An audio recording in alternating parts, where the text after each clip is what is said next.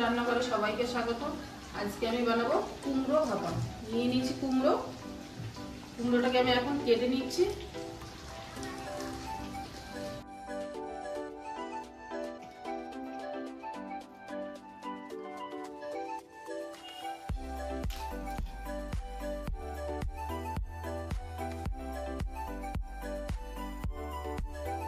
কুমড়োগুলোকে আমি এইভাবে ছোট ছোট করে কেটে নিয়েছি, এগুলোকেও কেটে নিচ্ছি।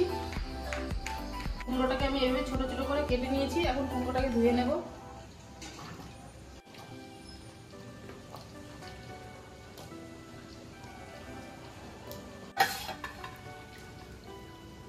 কুমড়োটাকে ধুয়ে একটা টিফিন কারিতে তুলে নিচ্ছি।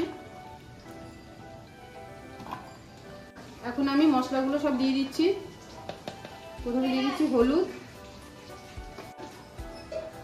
ধনের গুঁড়ো, জিরের গুঁড়ো, লঙ্কার গুঁড়ো, দিয়ে দিচ্ছি সর্ষের তেল,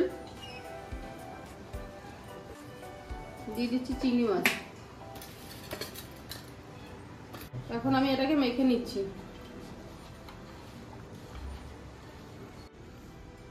দিয়ে দিচ্ছি সামান্য একটু জল।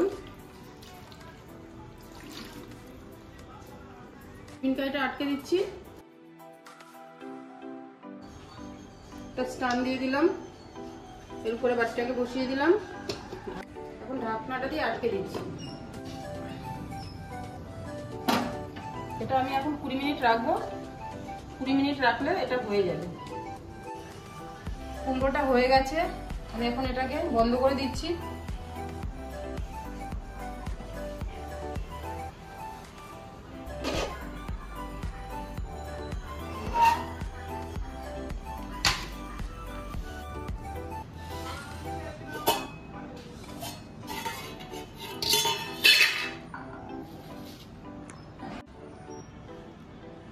কুমড়োটা দেখো সিদ্ধ হয়ে গেছে।